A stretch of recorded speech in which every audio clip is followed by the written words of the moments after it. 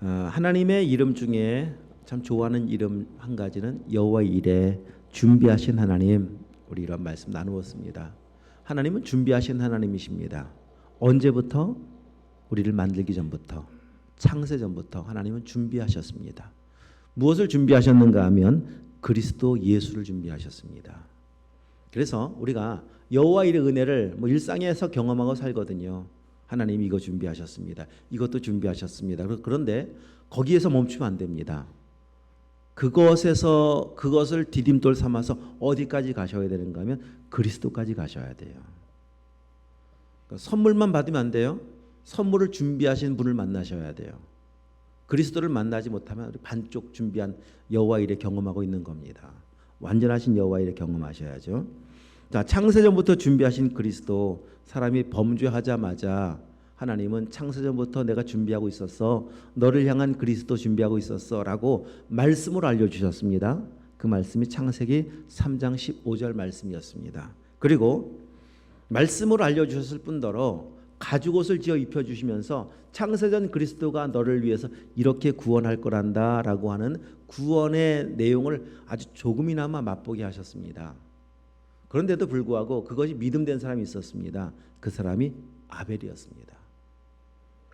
말씀을 통해서, 그리고 어린 양을 잡아서 가죽옷을 지어 입혀주시는 그 사건을 통해서 장차 오실 그리스도, 창세전부터 준비한 그리스도를 만난 거예요. 놀랍죠.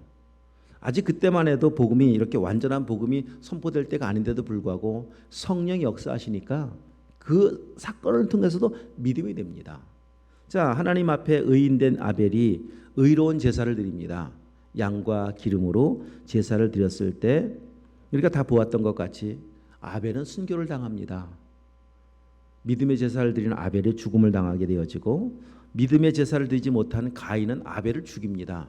자, 그런데 이 사건을 통해서 아벨의 죽음은 장차 오실 그리스도의 죽음을 예표하는 것이고, 의로운 분이 죽는 거잖아요. 장차 오실 그리스도는 죄 없으신 하나님이 이 땅 가운데 오셔서 우리의 죄를 대속하신 죽음이거든요. 또 한 가지, 아벨을 죽인 가인을 향하신 하나님의 사랑 또한 마찬가지로 창세전부터 준비된 그리스도는 가인도 만나기 원하시는 거예요. 그래서 아벨을 죽였지만 가인을 살려주십니다. 죽이지 못하게 하십니다. 가인을 죽이는 자에게는 오히려 벌을 7배나 더하겠다고 하십니다. 하나님의 사랑은 영원하십니다.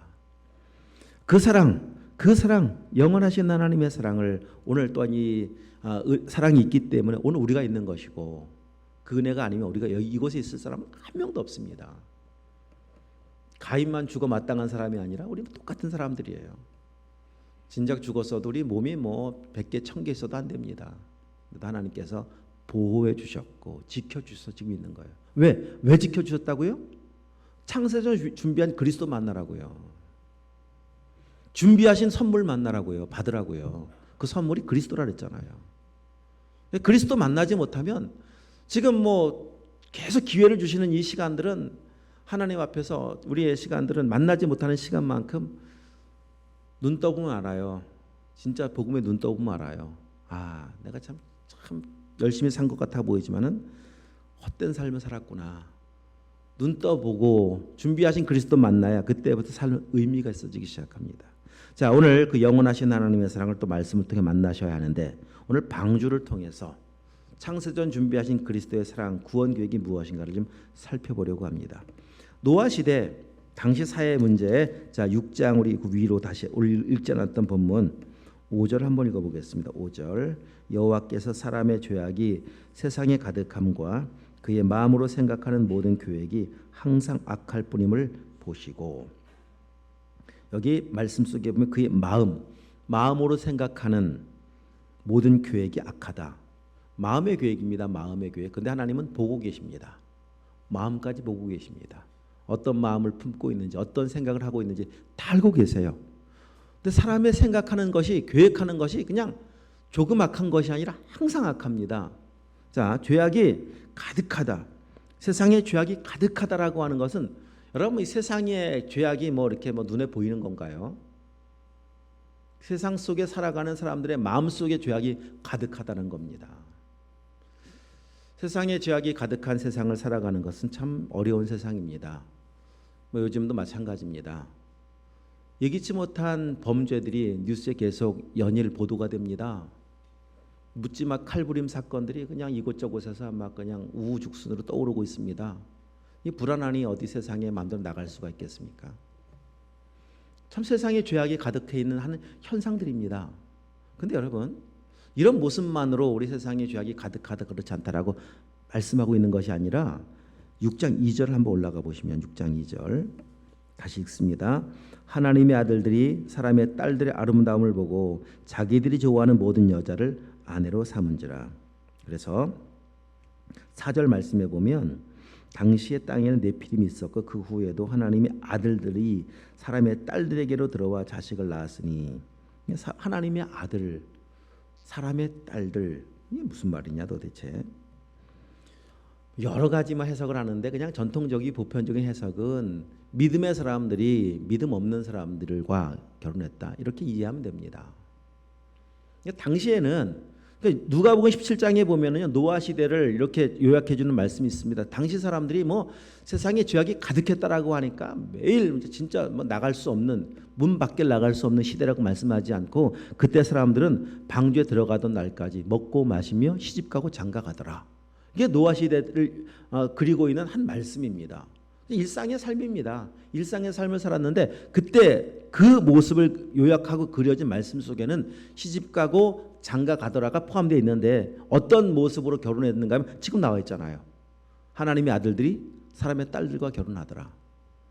믿음을 조금이나마 가진 사람들이 세상의 사람들, 믿음 없는 사람들과 결혼을 하면서 가져온 결과는 믿음을 다 잃어버리는 거예요. 그나마 조금 믿음이 있었는데 그러니 가면 갈수록 믿음의 가정이 세워집니까? 믿음의 가정이 다 깨어지다 보니까 세상이 전부가 다 죄악으로 가득해져 있죠. 그 시대만 그렇습니까? 오늘 이 시대는 어떻습니까? 우리 젊은 청년들이요, 한번 생각해 보십시오. 여러분 안에는 진짜 나는 믿음의 사람 만나야지, 믿음의 사람 만나서 믿음의 가정 만들어야지, 이런 아주 작은 희망이라도 있나요? 기대라도 있나요? 여러분 기도 제목 속에 이런 거 있나요? 믿음의 사람 만나야지, 믿음의 가정 세워야지, 믿음의 가문 이어가야지, 이런 마음이 있나요? 이런 마음이라도 있으면 다행일 것 같습니다. 마음이라도 있으면, 이런 마음으로 기도라도 한다면. 그래도 저런 여기 계신 우리 일반 기성세대들은 그 시절을 보내면서 이런 기도하면서 지내왔잖아요. 하나님 믿음의 사람 만나게 하옵소서, 믿음의 가정 세우게 하옵소서. 요즘 청년들을 만나보면 정말 이런 마음조차도 사라져버린 이 시대가 아닌가 싶어요. 마음도 없는데 어떻게 만나겠습니까?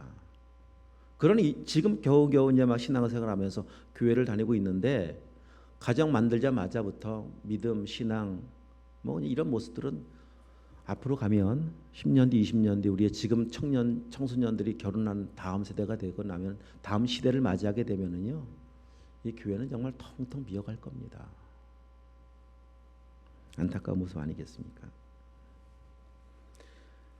자, 이 모습을 바라보시고 지금 온 땅이 죄악으로 가득한 세상, 오늘 읽었던 본문 말씀에 보면은 그냥 11절 부패, 온 땅이 부패, 포악함이 땅에 가득하고 하나님이 보신즉 땅이 부패, 이 땅에서 모든 혈육 있는 자의 행위가 그냥 부패, 부패, 부패.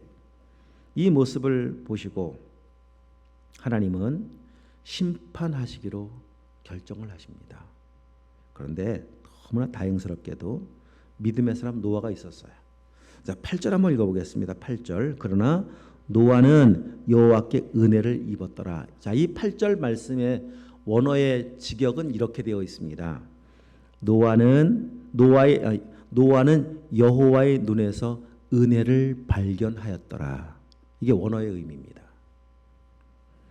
하나님께서 심판하시겠다고 말씀을 하고 계시지만 그것이 하나님의 본심이 아니라는 것을 노아는 아는 거예요. 왜냐하면 심판하시겠다고 말씀하시는 하나님의 눈을 바라보니까 그 눈에 눈물이 고여 있어요. 심판하시겠다고 말씀하시는 눈에 분노의 그 눈이 이글이글 거리는 것이 아니라 그 두 눈에는 눈물이 가득 고여 있습니다. 잘못해서 회초리를 들어야 하는 그 아버지 어머니의 눈에는 눈물이 있는 거예요. 그것이 사랑 아닙니까? 노아는 그 눈에 눈물을 본 겁니다. 이 눈의 눈물은 지금 범죄하고 있는 백성들만을 향한 안타까운 눈물이 아니라 바로 나를 바라보시는 하나님 아버지의 눈물이신데, 이 눈물이 없었더라면 나도 구원받을 방법이 없었는데, 나도 그 은혜 때문에, 사랑 때문에 구원을 받은 것이구나. 노아가 깨달은 하나님의 은혜입니다. 그렇기 때문에, 그 눈물을 보았기 때문에, 그 사랑을 보았기 때문에 노아는 하나님 앞에서 믿음의 사람이 되었고 믿음으로 살아갈 수 있는 능력의 사람이 될 수 있었던 것입니다. 하나님의 사랑을 만나면, 우리 지난번에 말씀드렸던 것 같이 요한일서 4장 말씀에 하나님, 그 사랑하신 하나님의 사랑을 알고 믿으라. 사랑을 알지 못하고 믿으면 하나님 앞에 믿음으로 반응할 수가 없습니다. 그러나 진짜 그 사랑을 알고 믿으면 노아처럼 반응합니다. 노아처럼 순종하는 것이 어렵지가 않습니다. 하나님의 말씀에 반응하는 그 노아의 모습을 보십시오. 방주를 만들어라. 자기가 우리가 알고 있듯이 방주를 만들라라고 하는 그 배를 만드는데, 저 바닷가에서 배가 필요하기 때문에 배를 만들어야 되는 것은 어려운 일이 아니죠. 그러나 배가 필요 없는 사람이 바다도 아닌 산 위에 배를 만드는 일은 이건 어려운 정도가 아니라 이해할 수 없는 일입니다. 불가능한 일입니다. 이걸 순종하는 것은 이거는 쉬운 일이 아닙니다. 하나님, 그렇게 왜 만들어야 됩니까 도대체? 왜? 좀 이유를 알려주십시오. 제가 순종할 수 있을 만한, 납득할 만한 좀 합리적인 이유를 설명해 주십시오. 그러면 만들겠지만 이유도 없이 만들라고 하시면 이게 가능한 일이겠습니까, 하나님? 노아는 그렇게 하나님 앞에서 따지거나 묻지 않습니다. 만들라라고 말씀하신 하나님 말씀을 듣고 그냥 순종합니다. 이것이 당시 죄악으로 가득했던 세상을 살아가는 사람들과 노아의 차이입니다. 아까 말씀드렸었죠? 죄악이 가득했다라고 하는 것은 세상이 가득했다. 아닙니다. 마음에 가득해 있습니다. 마음에 가득해 있다라고 하는 것은 하나님의 말씀이 가득했다라고 하는 건 포화 상태라고 하는 거예요. 어디 더 놀 곳이 없다는 겁니다. 그러니까 마음에 가득한, 죄악으로 가득한 사람들의 마음 속에는 하나님의 말씀이 들어갈 자리가 없습니다. 왜? 나로 가득해 있는데요. 마가복음 5장의 거라사인의 광인, 거라사 광인을 만났을 때 너 이름이 무엇이냐? 저의 이름은 군대니 내 속에 우리가 많습니다. 내 속에는 나로 꽉 차 있습니다. 하나님의 말씀이 들어갈 자리가 없습니다. 이게 죄입니다. 죄. 이게 죄악이 가득한 거고 관영에 있는 거예요. 어디 말씀이 들어갑니까? 그러니 이런 말씀을 들으면 자기로 가득한 사람들은요 반응도 하지 않습니다. 그냥 콧방귀밖에 안 낍니다. 말도 안 되는 얘기를 하고 계셔. 들어보려고 하는 요만큼의 마음도 없어. 왜? 자리가 없는데요. 나와 맞지 않고 내 생각과 다른데 어떻게 말씀을 받아들일 생각을 하겠고 순종할 마음을 먹습니까? 이게 죄악으로 가득해 있는 거예요. 차이. 세상의 사람들과 노아의 차이입니다. 믿음이 된 사람들은요 말씀을 받아들이는 사람이에요. 하나님 말씀하여 주시옵소서. 그 말씀이 어떤 말씀이든지 말씀해 주시옵소서. 방주 만들라고요? 아멘이죠. 아멘. 하나님의 완전하심, 여러분 실수하지 않는 하나님이십니다. 그것을 성경은 선하시다고 표현을 하고 있어요. 완전하시다면 하나님 말씀하신 내용도 완전한 것이고 그분의 뜻에 순종해야 되는 것도 완전하시기 때문에 말씀하시는 거겠지. 여러분 사랑의 하나님이십니다. 사랑의 하나님이 말씀하신다면 사랑해서 말씀하시는 거잖아요. 필요하기 때문에 말씀하시는 거잖아요. 그게 믿음 아닙니까? 그 믿음이 된 거예요. 하나님은 실수하지 않습니다. 사랑이십니다. 그 하나님이 말씀하시는 것 역시 선하십니다. 그 말씀대로 사는 것 저에게 꼭 필요하기 때문입니다. 조금도 단 1%도 해로운 거 없습니다. 이게 믿음입니다. 믿음. 자 22절 다시 보십시오.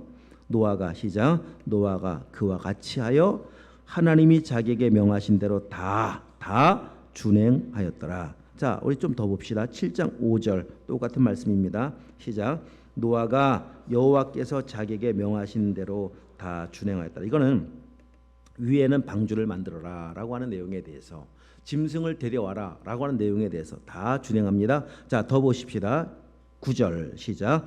하나님이 노아에게 명하신 대로 암수들씩 노아에게 나와 방주로 들어갔으며 명하신 대로. 자, 16절 더 보십시다. 시작. 들어간 것들은 모든 것의 암수라 하나님이 그에게 명하신 대로 들어가매 여호와께서 그를 보내고 문을 닫으시니라. 자, 문을 닫았다라고 하는 것은 노아의 순종이 완전했다는 겁니다. 만약에 노아의 순종이 불완전했다면, 순종하지 못한 것이 있다면 문 닫을 수가 없어요. 방주를 만들어라 라고 하는 그 규격대로 제대로 못 만들었어요. 문 닫을 수 있겠습니까? 자, 너 동물들을 들여와라. 정한 것은 7쌍씩, 부정한 것은 2쌍씩 들여와라. 그런데 안 들어온 게 있어요. 자기 마음에 안 든다고 닫을 수 있을까요? 닫았다라고 하는 것은 노아의 순종이 완전했다는 겁니다. 다 모습, 하나님 말씀하신 그대로 다 순종했다는 겁니다. 이만큼 노아는 믿음의 사람이었습니다. 그 이유는 그 눈에 눈물을 발견했기 때문에, 나를 사랑하신 하나님의 은혜를 발견했고 알았고 믿었기 때문에 가능한 일이었습니다. 여러분, 그 은혜를 발견하실 수 있길 축복합니다. 지금도 나를 향해 바라보시는, 가득한 눈물에 눈에 눈물을 머금고 바라보시는 하나님을 만날 수 있는 은혜가 있기를 축복합니다. 정리를 좀 한번 여기까지 잠깐 해보겠습니다. 하나님의 은혜를 아는 사람은 순종하는 사람이다. 노아가 하나님과 동행하였다. 6장 9절 말씀 나와 있습니다. 동행이라고 하는 것은 그냥 옆에 쫄래쫄래 쫓아가는 게 아니라 동행은 완전한 순종하는 삶을 의미하고 있습니다. 순종하지 않는 삶은 동행이 아니에요. 그냥 따라가는 거예요. 예수님 주변에 얼마나 많은 사람이 따라왔었습니까? 그걸 동행이라고 말하지 않습니다. 순종하며 따라가는 사람을 동행이라고 말을 합니다. 순종하는 사람, 동행하는, 진짜 동행하는 사람들은요, 순종하는 삶 자체가 기쁨이에요. 오늘 불렀던 찬양 행복입니다. 행복. 그분의 말씀을 따라 살아가는 것, 순종하는 것, 그리고 누리는 하나님의 은혜, 뭐 그 이상 보상은 없고 그 이상의 기쁨도 없습니다. 인생을 살아가면서 가장 큰 행복이 다른 거 아닙니다. 그냥 주님 따라가는 거예요. 왜? 그분은 사랑이시거든요. 불행은 뭐겠습니까? 반대로 관계가 깨어진 거예요. 관계에서 행복과 불행이 결정되어져요. 사람과 사람도 마찬가지고, 하나님은 더더욱 말할 거 없고요. 왜? 하나님은 완전한 사랑이시거든요. 나를 완전히 사랑하실 수 있는 분은 하나님 한 분밖에 안 계세요. 이렇게 완악한데도, 여러분 노아 시대 때 사람들의 모습이 그냥 그 시대, 야 진짜 아주 인간 말종들이었구나. 그때 사람들은, 그 사람들만 그렇습니까? 우리 지난번에 살펴보았었죠. 가인만 가인이에요. 우리가 가인이고, 우리가 하나님의 말씀을 버린 아담이고, 이 시대에 부패하고 완악함으로 가득한 사람들의 모습이 다 똑같이 우리 아닙니까? 여러분, 이런 우리를 누가 사랑하여, 누가 변함없이 사랑하겠습니까? 사람은 우리 약점 요만큼만 발견돼도요, 금방 거리를 두기 시작해요. 아니, 저 인간 저런 인간이었구나. 요만큼만 알아도, 그죠? 그래서 그거 들키지 않으려고, 약점 나타내지 않으려고 얼마나 애쓰면 살아요. 참 피곤한 거예요, 세상의 삶은. 사랑한다고 말을 하지만 세상의 사랑은 진짜 사랑인가요? 사랑을 이용한, 내 유익을 위한, 나의 만족을 위한 계산된 사랑이죠. 여러분, 그런 사랑, 그냥 거짓된 사랑, 그런 만남 속에 있다 보니까 얼마나 피곤합니까? 만남 자체가 피곤하잖아요. 그러나 나를 진짜 내 모습 그대로, 내 약점 그대로, 있는 모습 그대로를 다 품어주고 받아주는 그 사람을 만나보십시오. 그 사랑을 만나보세요. 잠시만 만나도요, 뭔가 힘이 솟아요. 내가 사랑을 받고 있다라고 하는 그 뭔가에 모르는 그 힘에 의해서 다시 일어날 용기도 생기고요, 회복되기 시작합니다. 우리 가정이 그런 곳이에요. 가정에 우리 가족, 부모 외에 누가 나의 약점 그대로를, 있는 모습 그대로를 품어줄 수가 있습니까? 그러니까 가정에 가서 집밥 먹으면은 그냥 다시 회복되는 거예요.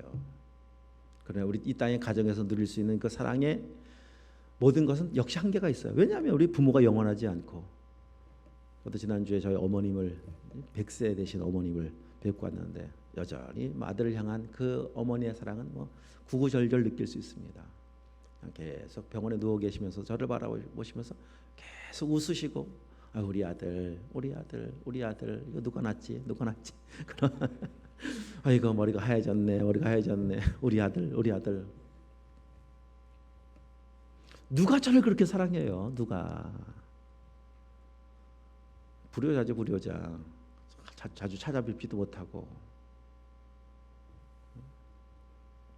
그러니까 잠시 만나도요, 그냥 뭔가 모르는 힘이 생기는 거예요. 근데 그 사랑은 영원하지 않다니까요. 다 떠나시거든요. 하나님의 사랑은 영원하세요. 영원히 사랑하세요. 하나님과 관계가 깨어진 단절보다 여러분 큰 불행은 없습니다. 그 사랑을 모르는 불행보다 큰 불행이 어디 있어요? 그렇죠? 그 사랑을 경험해 보지 못한 불행보다 큰 불행이 어디 있어요? 그러니 그 사랑, 그 은혜, 진짜 사랑, 진짜 은혜를 모르니까 다 가짜에 지금 속아서 살고 있는 거잖아요. 가짜, 해로운 사랑에 진짜 음식을 먹지 못한 채 진짜 영양가 있는 음식에는 관심이 없고 다 해로운 거, 인스턴트, 가짜, 금방 입에만 단 거, 몸에 해로운 거. 여러분 그런 거 아니겠어요? 세상에서 누리고 살아가는 모습들은. 하나님의 은혜가 내 삶을 진짜 새롭게 하시기 때문에 오늘 여러분 피곤해도 주님 앞에 나온 줄 믿습니다. 주님의 그 은혜를 회복하시려고 오늘 하나님께서, 하나님의 은혜는 늘 준비되어 있습니다. 여러분 하나님의 은혜가 임할 자리를 좀 비워놓으십시오. 가득한 나로 오지 마시고 하나님 은혜를 구하러 왔어요. 조금씩 조금씩. 여러분 그렇게 조금만 비워도요, 은혜가 조금만 임해도요, 그 은혜는 내 이 마음속 전체를 채울 수가 있어요. 근데 꽉 닫아놓으면, 늘 말씀드리잖아요, 이거 닫아놓으면 안 돼요. 오가지도 못해요. 안 담겨요. 조금만 열면 하나님이 채우기 시작하면은요, 은혜가 채워지는 만큼 그 채워진 은혜는 우리의 마음 전부를 아주 환한 빛으로 생명으로 인도하시기에 충분한 능력인 줄 믿습니다. 예, 그 마음으로 오늘도 주님 앞에 예배하실 수 있기를 축복합니다. 자, 또한 알 수 있는 것은 믿음으로 동행하여 믿음으로 순종한 노아의 삶, 하나님이 책임져 주세요. 노아의 온 가족이 방주 만든 일에 다 함께 헌신합니다. 참 복된 가정이에요. 하나님 기뻐하시니 모두가 다 동참할 수 있었다라고 하는 것은. 그런데 120년 동안 노아의 가족이 방주를 만드는데 굶어 죽었다는 사람이 없어요. 어떻게 먹고 살았을까? 공중 나는 새도 내가 먹이고 입힌다. 하물며 너희일까 보냐. 하나님께서 책임져 주십니다. 여러분 믿으십시오. 이 사실이 믿어지는 은혜가 있길 축복합니다. 책임져 주십니다. 자, 하나님의 사랑은 변함이 없는데 오늘 하나님은 분명히 말씀하세요. 행위가 부패하다. 13절 말씀, 내가 그들을 땅과 함께 멸하리라. 멸하리라. 자, 부패하다, 그래서 멸할 것이다. 13절로 끝났다면 이제 끝난 거예요. 정말 말 그대로. 인류의 역사는 여기서 끝났습니다. 그런데 14절이 나와요. 14절은 그런데 노아야 너는 방주를 만들어라. 자, 여기서 알 수 있는 하나님의 사랑, 창세전 그리스도를 준비하시는 하나님의 사랑, 기다리시는 사랑, 영원하신 사랑을 또 알 수가 있는데, 하나님은 심판하시겠다고 말씀하시지만 심판해야 할 심판이 목적이 아니라 구원이 목적임을 지금 보여주고 있지 않습니까? 만약에 심판이 목적이라면 방주 만들라 이런 말 할 필요가 없습니다. 그냥 심판하시면 돼요. 비로 심판하시든 불로 심판하시든 그냥 심판하시면 되는데, 하나님은 심판하시겠다, 멸하리라 라고 말씀하시고서 방주를 만들라고 또 말씀을 하고 계십니다. 방주를 만드는 이 방주가 무엇입니까? 구원의 방주잖아요. 120년 동안 노아에게 방주를 만들게 하시면서 120년 동안 너희 지금 죄악으로 가득한 너희, 나는 너희를 지금도 사랑하고 있다. 너희는 너희를 구원할 방주를 지금 만들고 있으니까 방주 안으로 다 들어오면 된다. 나를 믿어라. 이것이 하나님의 기다리시는 사랑 아닙니까? 변함없는 사랑 아니겠습니까?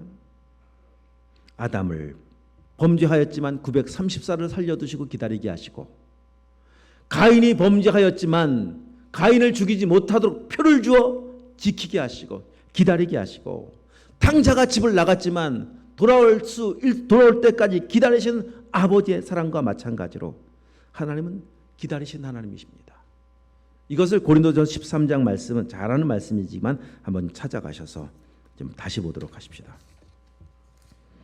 이렇게 말씀하고 계시죠. 고린도전서 13장 4절. 자, 7절까지 한번 쭉 읽어보겠습니다. 하나님의 사랑이십니다. 읽습니다. 사랑은 오래 참고 사랑은 온유하며 시기하지 아니하며 사랑은 자랑하지 아니하며 교만하지 아니하며 무례히 행하지 아니하며 자기의 유익을 구하지 아니하며 성내지 아니하며 악한 것을 생각하지 아니하며 불의를 기뻐하지 아니하며 진리와 함께 기뻐하고 모든 것을 참으며 모든 것을 믿으며 모든 것을 바라며 모든 것을 견디느니라. 아멘. 이 사랑이 하나님의 사랑이에요. 이런 사랑으로 사랑하셨기 때문에 방주를 만들 수 있었습니다. 이런 사랑으로 사랑하셨기 때문에 여러분 지금도 기다리시는 거예요. 이런 기다림의 사랑이 없으면 다 끝났어요. 진짜 끝났어요. 그런데 여러분, 자, 오래 참고지만 영원히 참지는 않으십니다. 16절 다시 본문 오셔서 7장 16절을 다시 한번 와보도록 하십시다. 잘 보십시오. 맨 마지막에 문을 닫으시니라 이렇게 말씀하고 있어요. 문이 항상 열려 있진 않아요. 문을 닫을 때가 온다니까요. 닫으면 끝나요. 기다리시긴 기다리시는데 오래 참긴 참으시는데 영원히는 아닙니다. 닫히면 끝나요. 우리의 목숨이 죽으면 끝나요. 목숨이 살아있는 동안에는 계속 기회가 주어지지만은 목숨이 죽는 날, 숨이 끊어지는 날 더 이상 기회는 주어지지 않습니다. 그 전까지 믿지 못하면, 그 전까지 하나님의 사랑, 그 시간이 짧습니까? 우리에게 숨 쉬는 동안 하나님 믿을 수 있는 기회 주신 시간이 짧습니까? 짧아서 못 믿었습니까? 아니지 않습니까? 거부한 것이지, 받아들이지 않은 것이지. 너무 많은 시간을 주셨음에도 불구하고, 너무 많은 기회를 주셨는데도 불구하고 누가 거부했습니까? 우리가 거부했잖아요. 그러나 다칠 때가, 이거 꼭 기억하셔야 돼요. 다칠 때가 온다. 끝날 때가 온다. 더 이상 기회가 주어지지 않을 때가 반드시 옵니다. 그때 여러분 방주의 문이 닫혔을 때 사람들이 막 봐서 그 노아 영화 같은 것도 보십시오. 비가 내리고 방주의 문은 닫히고 비가 내리기 시작할 때 뭐 처음엔 대수롭지 않게 여겼죠. 시간이 지나면서 정말 이게 노아가 말했던 것이 맞는 거구나라고 할 때 방주 앞에 와서 아무리 매달려도 소용이 없습니다. 울며 불며 통곡하고 살려달라고 외쳐도 소용이 없습니다. 한 번 심판이 이루어지면은요, 영원한 지옥, 영원한 멸망의 그 구덩텅이에서 그냥 슬피 울며 이를 가는 것밖에 할 것이 없습니다. 여러분, 그 후에 인생의 진짜 후회는, 마지막 후회는 그 후회입니다. 이 땅을 사는 동안 우리 많은 후회하지만은 진짜 후회가 뭔지 아세요? 안 믿은 후회예요. 믿을 수 있는 기회는 다 주셨어요. 안 믿은 거. 얼마나 오랫동안 복음을 전하고 있습니까? 계속 복음 전하잖아요. 그런데도 안 믿었다면은, 여러분 우리 교회 같은 데서 교회 안 믿었다면은 이건 뭐 이거는 후회할 만한 일도 아니죠. 정말 이렇게 미련합니다. 하나님. 복음으로, 다시 복음으로, 또 복음으로 계속 복음 전하는데도 불구하고 안 믿었다. 하나님, 그 은혜에 결국은 은혜로 구원받는 거예요. 믿음으로 구원받는 거예요. 자, 우리 기억할 것 또 한 가지입니다. 방주를 통해 알려주시는 창세전 그리스도는 유일하신 예수 한 분밖에 없다는 걸 알려주고 있습니다. 구원의 길은 한 분입니다. 구원의 길은 예수님밖에 없습니다. 당시 배가 뭐 한 척밖에 없었겠습니까? 바닷가에 다 배가 있었을 겁니다. 호와 유람선도 있었을 겁니다. 나름 근사하게 만들어진 배가 왜 없었겠습니까? 곳곳 항구마다 많이 서 있었겠지만 여러분, 그 배는 구원 못 받아요. 오직 하나님께서 말씀하게 하신 노아가 만든 방주에 타야만 구원을 받습니다. 또한 방주 안으로 들어갈 수 있는 문도 많은 문이 아니에요. 딱 한 문밖에 없어요. 이 말씀을 통해서, 이 사실을 통해서 알려주시는 것은 구원은 오직 한 분 예수 그리스도, 구원의 길은 오직 한 길 예수 그리스도, 이 사실을 알려주고 있습니다. 그래서 요한복음 14장 6절 주님 말씀하시는 건 내가 길이다, 나만 길이다. 이 사실 믿으시죠? 구원의 길 한 길이라고 하는 사실을. 아니, 교회를 다니면서도 어떤 신학자들도, 신학자이면서도 신학 박사라고 말하는 사람들도 참 이 복음을 못 깨달아서 나오는 거예요. 저 정상에, 설악산 정상에 오를 수 있는 길이 왜 한 길밖에 없습니까? A 코스 있고 B 코스 있고 C 코스도 있지. 어떻게 구원받는 길이 예수밖에 없습니까?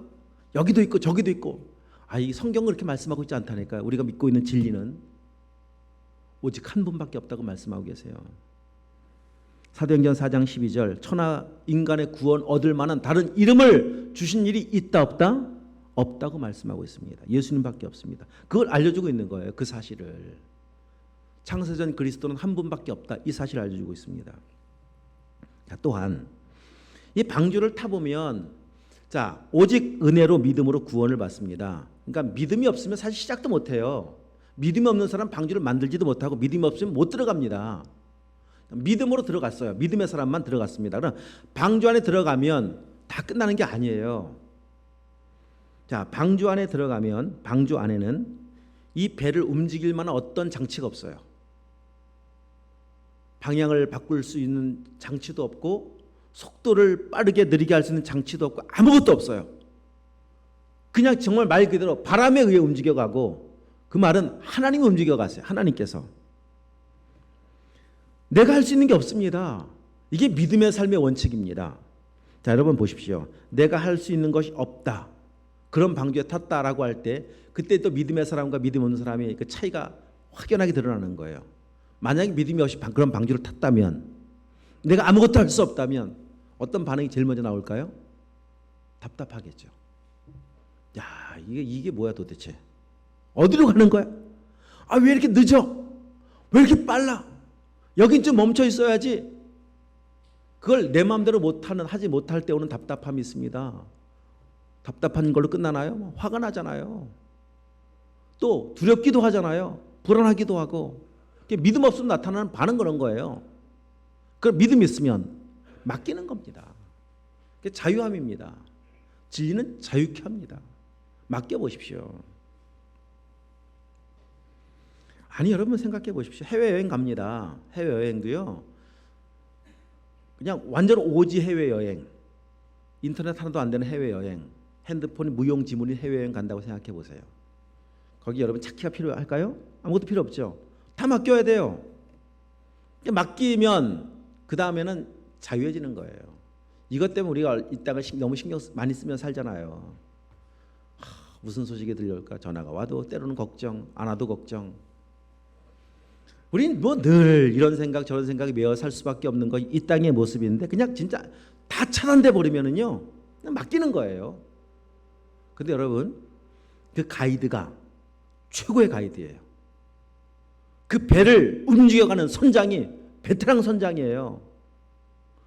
구원 열차를 타고 천국으로 가고 있다면 구원 열차를 움직여가는 그 차장이 최고의 베테랑이에요. 여러분 내가 직접 초행길, 우리 인생이 초행길이잖아요. 처음 가는 길이잖아요. 오늘도 마찬가지입니다. 그 길을 걸어갑니다. 우리는 이 차를 운전하는 이 땅에 라이센스는 있어도 우리 인생을 운전할 수 있는 라이센스가 우리에게 있다 한들 우리는 매일 사고 내며 살아온 거예요. 우리 매일 삶이 그런 거잖아요. 부딪히고 깨지고 이게 우리가 걸어온 왜 다 연약하고 부족한 초행 운전자거든요. 우리 인생의 주인 키를 맡으신 분은 완전하신 하나님이십니다. 믿고 맡기세요. 걱정하지 마시고. 나보다 못할까요 하나님이? 내가 좀 더 나을 것 같습니까? 내가 운전하면 사고입니다. 내가 운전하는 만큼 인생은 방황입니다. 하나님이 운전하시면 하나님은 우리를 온전한 믿음과 진리로 길로 인도해 가십니다. 그래서 하나님 성경은 계속 우리 도전해 주신 건 뭐냐? 맡겨라 좀 제발. 시편 37편 5절 내 길을 맡겨라. 시편 55편 22절 내 짐을 맡겨라. 잠언 16장 3절 너의 행사를 맡겨라. 고린도전서 베드로전서 5장 7절 너의 염려를 맡겨라. 다 맡기라는 겁니다. 성경 말씀은 내가 책임져 주마. 나를 믿고 맡겨라. 여러분 맡기십시오 제발. 왜 이럴 대답을 안 하시나 이럴 때. 맡기기 싫으세요?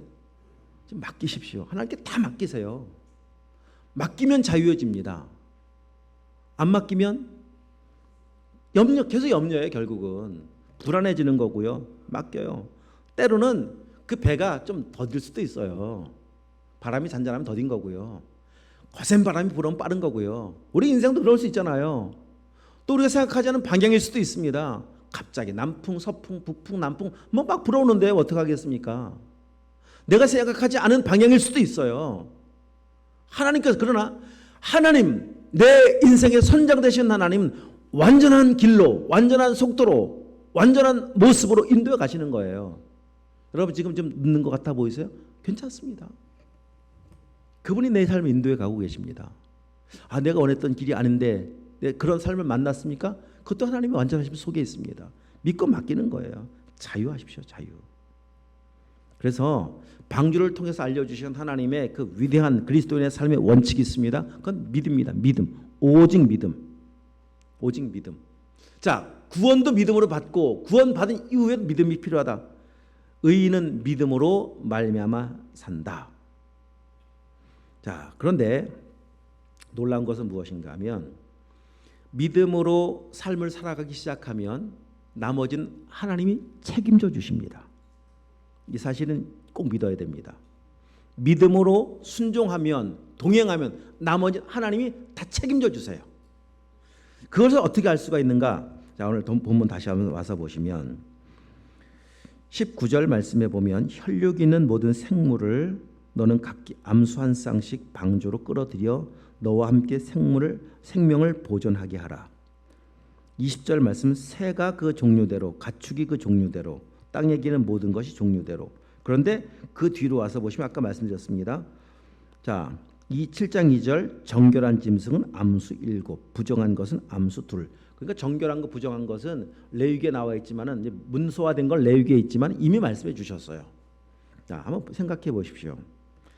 자, 너 가족들 다 들어가라. 너 심심할 수 있으니까 너 좋아하는 동물들 있지? 몇 마리 좀 데려가. 적적하지 않게. 이렇게 말씀하지 않았어요. 모든 동물들을 다 7씩, 2씩 쌍으로 데리고 와라. 그럼 여러분 그 많은 동물들 중에는 내 마음에 안 드는 동물도 있겠죠. 무시무시한 동물도 있겠죠.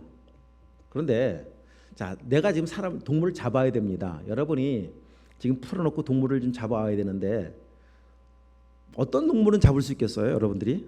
여러분의 실력으로 잡을 수 있는 동물이 몇 종류 될 것 같으세요? 뭐 잡을 수? 개, 강아지? 강아지도 종류가 얼마나 많아요. 뭘 잡을 수 있겠어요? 사실 잡을 수 있는 거는 거의 없습니다. 개 한 마리도요 우리가 못 잡습니다. 뛰어다니기 시작하면. 그런데 문제는 또 암수로 잡으래. 암수로. 아니 강아지를 잡았는데 겨우 순놈 한 마리 하루 종일 일주일 잡아놨는데 또 한 마리 더 잡아야 돼요.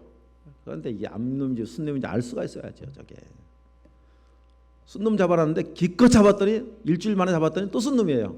그럼 어떻게 하겠습니까? 하나님이 그렇게 합시다 그냥. 이럴 수가 없잖아요. 암수로 잡으라 그랬으니까 못 잡아요.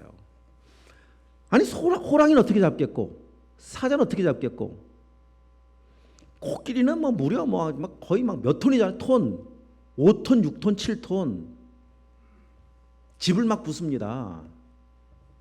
아니 좋아요. 이 땅에 사는 동물들은 어떻든 어떤 방법으로 잡는다 하더라도 여기 보세요. 새도 잡으라. 새는 무슨 수로 잡아요? 포획을 하는 거잖아요. 무슨 수로 도대체? 이거 뭐 잡다가 그냥 뭐 세월 다 보냅니다. 방주 만드는 시간보다 더 오래 걸릴 겁니다. 이게 지금 이 동물 잡아오는 일이. 그런데 다 들어와요. 그 말이 뭐예요 도대체? 노아의 가족들이 잡아 들여온 걸까요? 아니에요. 하나님이 하시는 거예요. 이게 무슨 말인가 하면 자, 너 오늘 개 잡아. 알겠습니다. 잡으러 나갔더니 개가 알아서 와요. 오늘 호랑이 잡는 날 호랑이 잡아. 산 나갔더니 호랑이가 날 잡아가십시오 하고 따라와요. 그냥 그렇게 온 것이지 막 쫓아다니면서 막 싸워가면서 혈투를 벌여가면서 막 상처를 입어가면서 이렇게 잡은 거 아니에요. 믿음으로 순종하면 나머지는 하나님이 책임져 주세요. 새 잡아라. 새. 못 잡아요 하나님. 그럼 나가야 돼. 어쨌든 나가야 돼요. 새 잡으려고 기도하고 하나님 오늘 새 잡는 날입니다. 저 독수리 잡아야 돼요. 어떻게 잡을까요? 주여 도와주시옵소서. 지혜 주시옵소서라고 저 산에 올라가니까 독수리가 지금 와 있습니다.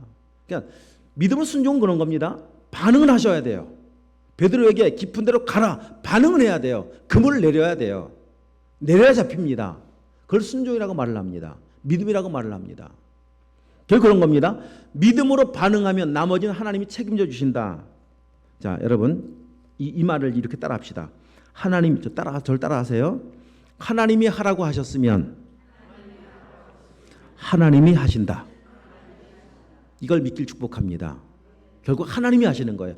말씀하신 하나님이 그 모든 말씀을 이루시는 분도 하나님이십니다.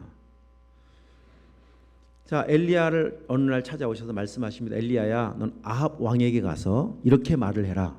앞으로 하나님의 입에서 말씀이 떨어지기 전까지 이 땅 가운데 비가 없을 거란다. 이 말을 왕에게 전해라. 아합 왕은 악한 왕이거든요. 그 말하다 죽을 수 있어요. 또 전합니다. 가서. 그리고 또 말씀하세요. 엘리야야, 이제는 저 그리스 시내가에 숨어 있어라. 말씀대로 그리스 시내가에 숨어 있습니다. 알고 계시죠? 말씀에 순종한 엘리야를 하나님이 책임져 주세요. 하나님 책임져 주시는 방법, 아침 저녁으로 까마귀를 통해 먹을 걸 공급해 주세요. 자, 그렇게 엘리야가 그리스 시내가에서 머물고 있던 어느 날 하나님 다시 또 말씀하십니다. 너는 사르밧으로 가라. 그 땅에 과부가 있단다. 그 집에 가서 먹을 것을 먹어라. 자, 그런데 가보니까 그 집에 있는 과부의 집이 얼마나 가난한지, 병에 기름 조금 남아있고 이 가루에 통에 가루가 조금 남아있어요. 딱 한 끼, 아들과 함께 딱 한 끼 먹으면 끝이에요. 이렇게 말씀하잖아요. 하나님이 이렇게 말씀하셨어. 나 여호와가 이 지면에 비가 내리는 날까지 내 말에 순종을 하면 병에 기름이 마르지 않을 것이고 이 통에 가루가 마르지 않을 것이다. 그 말에 그 여인은 순종합니다. 믿음으로 반응을 합니다. 어떻게 되는지 알고 계시죠? 하나님이 하라고 하시면 하나님이 하시는 거예요. 이게 믿음의 원리입니다. 하나님이 하라고 하지 않았는데 이게 불순종이잖아요. 그냥 내가 내 마음대로 살아요. 다 책임을 내가 져야 돼요. 내가 지는 책임들은 다 멸망이고 사망으로 끝나버리고 맙니다. 정말 믿으십시오. 하나님을 믿고 한 걸음 한 걸음 나가는 믿음의 원리가 방주의 원리입니다. 창세전 예비하신 그리스도를 믿으신다면, 그것이 나를 향하신 하나님의 은혜인 걸 믿으신다면, 이제는 그 진짜 믿음이 됐다면 거기서 끝나지 마시고 믿음으로의 삶을 사시는 겁니다. 순종하는 삶을 살아가는 겁니다. 이게 믿음의 삶이에요. 동행의 삶이라고 말씀드렸습니다. 순종하면서 한 걸음 한 걸음 나가다 보면 그 시간, 그 환경, 그 삶의 말도 안 되는 시간 속에서, 환경 속에서 하나님이 일하심을 보게 될 겁니다. 야, 이렇게 일하시는구나. 이 길로 인도하셨던 의미가 있었구나. 이렇게 지체시켜 놓으셨던 이유가 있었구나. 이렇게 급히 그곳을 떠나야 했었던 이유도 있었구나. 방향을 바꾸셨던 이유도 있었구나. 가보면 알아요. 지금 모르지만 순종해 보면 알아요. 왜 그렇게 말씀하셨는지. 실수하지 아니하신 하나님을 만나게 될 겁니다. 이런 믿음의 원리로 또 한 주간, 또 한 달 승리의 삶 사실 수 있기를 주님으로 축복합니다. 기도하도록 하겠습니다.